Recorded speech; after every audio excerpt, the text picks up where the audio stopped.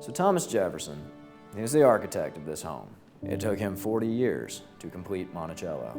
And when he finished, he had the house that we stand in today.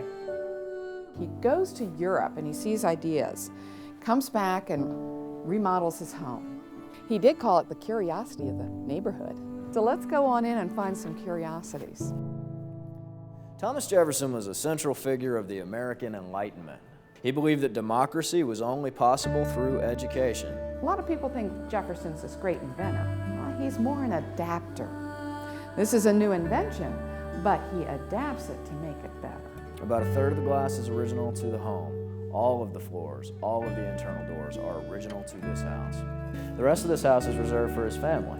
That's the part we're going to step into next. If you'll come right this way. He did live here with a very large family. 26 members of that family lived in this house at one point. So by the time Thomas Jefferson lived here in late retirement, he once wrote, "I'm living like a patriarch of old."